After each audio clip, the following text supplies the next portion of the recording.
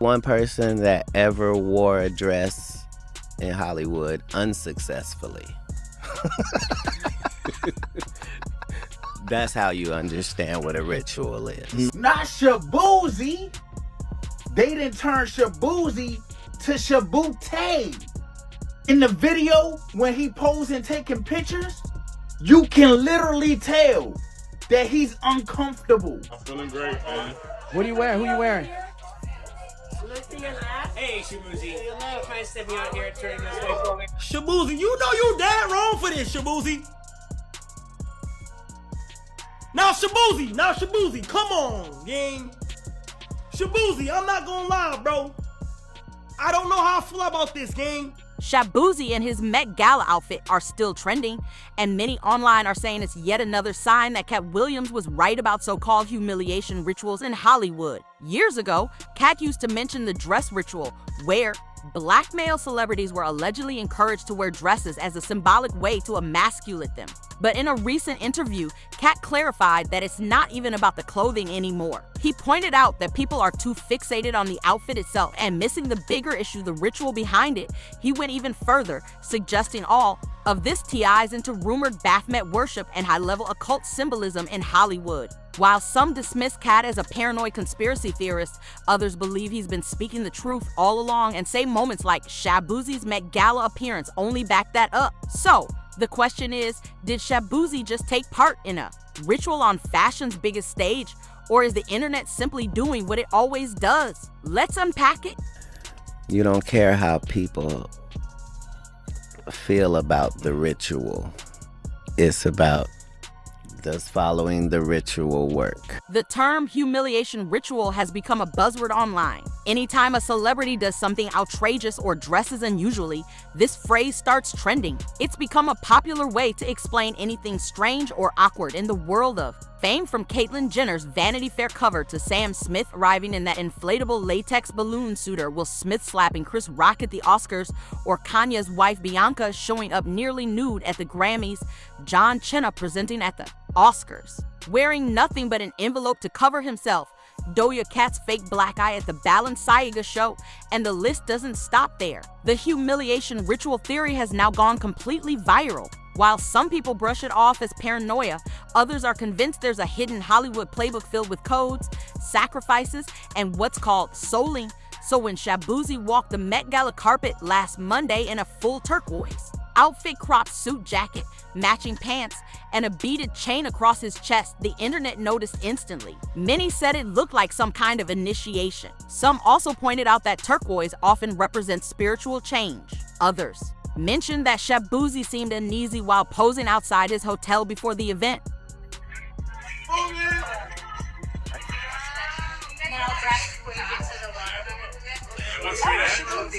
Shaboozey, how you feeling, man? Feeling amazing. I'm feeling great, man.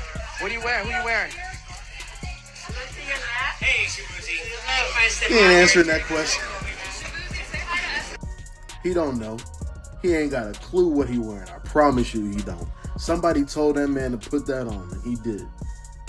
I mean, out here looking like somebody auntie. This dude's supposed to be a country artist. Now, as soon as talk of humiliation rituals started trending, Katt Williams' name came up again. Fans quickly dug up his well-known commentary on the so-called dress ritual. And even though Shaboozey wasn't technically wearing a dress, fans were quick to say that it no longer matters. Katt had already warned us that it's not about the outfit itself. Back when Katt first started criticizing the industry for what he saw as public humiliation of stars, he wasn't taken seriously. People said he was paranoid, angry, or just another celebrity having a breakdown. But now, a new wave of internet users are calling him a visionary. They're sharing clips from old interviews and stand-up shows where Katt claimed Hollywood doesn't just reward talent, it rewards compliance. And according to him, nothing goes viral unless it's been approved by those in charge. There's also been a long-standing conversation about how Hollywood seems to have a pattern of putting black men in dresses or overly feminine outfits, supposedly as a deliberate attempt to undermine their masculinity and mock their rising influence. This idea isn't new. Dave Chappelle spoke about it back in 2006 during a well-known interview with Oprah Winfrey, where he revealed that he was pressured to wear a dress while filming a movie with Martin Lawrence. Dave made it clear that, to him, it wasn't just about costume, it felt like a bigger issue.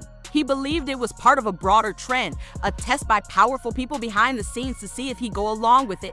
When he started seeing more and more black male stars being dressed in ways that didn't fit their usual image, it started to feel less like fashion and more like a subtle form of public embarrassment wrapped up and sold as comedy. It's like when I see that they put every black man in the movies in a dress at some point in their career, I'll be connecting them down like, wow, these brothers gotta wear a dress. This happened to me. I'm doing a movie with Martin. Yeah. The movie's going good. So I walk in the trailer. I'm like, man, this must be the wrong trailer because there's a dress in here. What's striking is that Dave immediately told the producers he wasn't okay with the dress idea because it didn't even make sense for the storyline. But instead of accepting that, the director showed up with the full crew, trying to pressure him into doing it anyway. What? You don't feel comfortable with it? I mean, it's a hilarious bit. All the greats have done it. So, well, if all the greats have done it, it's kind of hacky, right? You're right. So why don't we just not do it? Because I don't feel comfortable wearing a dress. Oh, come on, Dave. Listen, we got it all set up. We're supposed to shoot. Every minute you waste costs this much money. You know, the pressure comes in. Eventually, they gave up, but only because they realized Dave wasn't going to change his mind. What's interesting is Dave told Oprah that they already had an alternate version of the script ready without the dress scene. So it clearly wasn't essential to the film. To him, it felt more like a test just to see if he'd go along with it. But the minute it was clear, I was adamant. I'm not wearing a dress. I'm not wearing the dress. All right, fine. Think of something else. Guy comes back 10 minutes later. The whole new scene. Hot damn, how did you write the scene so fast? Later on, when Kevin Hart was asked to comment on what Dave had said, he more or less dismissed it. But he did emphasize that he would never do anything that could damage his brand. I definitely haven't ran into to put on the dress. I mean, you know, you have to have boundaries. You have to have limits that you refuse to cross. You got to know that you're a brand. Yeah. I'm a brand. You need to protect your brand at all times. Then a few years later, Kevin showed up on Saturday Night Live wearing a dress while playing a female Pope. Whether that moment was related or not, his career skyrocketed after that. Suddenly, he was everywhere in movies, big endorsement deals, and selling out stadium shows. The new Pope is 9-year-old Oscar nominee, Prevention Wallace. Wow. So that same year Kevin wore the dress on SNL. Interestingly, that same year Kevin wore the dress on SNL, Katt Williams was doing press for Scary Movie 5. Naturally, someone asked him for his thoughts on the dress conversation. Katt said the idea of black men being put in dresses by Hollywood wasn't new at all. According to him, it's been happening for years. In his view, it all comes down to whether you're willing to play the game and become part of the secret circle of Hollywood gatekeepers. So, you know, some of us make choices. I think it's not a biggest choice for others. I'm saying at the end of the day, Kevin doesn't have to worry about what people are going to say about him wearing a dress because of the long line of dress wearing people before him. So now we had Big Mama's house 1, 2, and 3. Yeah. I've never seen Medea in a pantsuit. I think she wears dresses. So now I'm saying, why are we picking on poor little Kevin Hart? Because it was his turn next. Okay. Some of us are against the Illuminati, and we are against the Illuminati at our own detriment.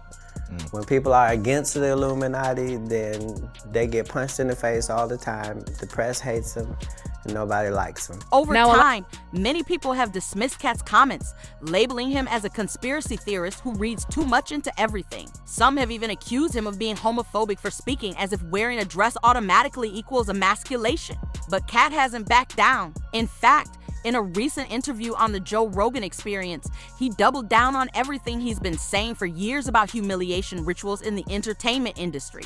He told Joe that people focus too much on the dress itself, but that's just the surface. According to Katt, it's never really been about the clothing, it's about the meaning behind it. To him, the dress is just one of many tools used by industry elites to test a celebrity's loyalty, obedience, and willingness to conform. That's what makes information so powerful is, you know, you don't care how people feel about the ritual. It's about, does following the ritual work? And so you can fool yourself into thinking there isn't one, but the evidence will be clear. So like when I be like, oh, these guys are wearing dresses. Everybody's like, oh, he keeps talking about people wearing dresses. No, it's not. That is a weird thing. It's not like that. Look at it from a different way. Look at it. Show me one person that ever wore a dress in Hollywood unsuccessfully. That's how you understand what a ritual is. Then Katt took things even further, diving deeper into what many call the rabbit hole. He claimed that all the strange celebrity outfits, public embarrassment, stage drama, and even the alleged trans agenda are connected to what he describes as Baphomet worship among certain elite circles in Hollywood. So 20 years ago, I knew that transgenders was going to be a thing. It wasn't because I was a prophet. It's just I had gotten so much information that I understood that things are secular. So I understood that the earliest I had seen that word transgender was Baphomet, the transgender. And so I knew that in the ritual of Baphomet, the transgender, to show allegiance to him, you had to kiss his ass ring. Really? And it said both of those things. So I knew that both of those things would become popular in the future. And that somehow calling people the GOAT would be normalized over the sheep being always the most popular reference. Now, circling back to Shaboozey, many of his fans were quick to defend him, dismissing the humiliation ritual theories. They pointed out that Shaboozey was simply aligning with this year's Met Gala theme, which focused on refined tailoring and Black cultural fashion. One fan wrote, "It's literally the Met Gala. He's completely on theme and supporting a designer. What else should he wear? A polo shirt." Another chimed in, "Do y'all even know about dandism? That's a style Black men pioneered." Still, plenty of others continue to stand with Katt, believing there's a deeper layer to everything these celebrities present. One person commented, "This looks like another humiliation ritual. Look how quickly people start mocking and judging him." Another added, "He chose that outfit." These rituals are very real, and the Met Gala is full of symbolism. It's about selling souls. So, what do you think about all this talk around humiliation rituals? Is Katt Williams overanalyzing, or is there more beneath the surface than just fashion choices? Share your thoughts in the comments, and don't forget to check out the next video.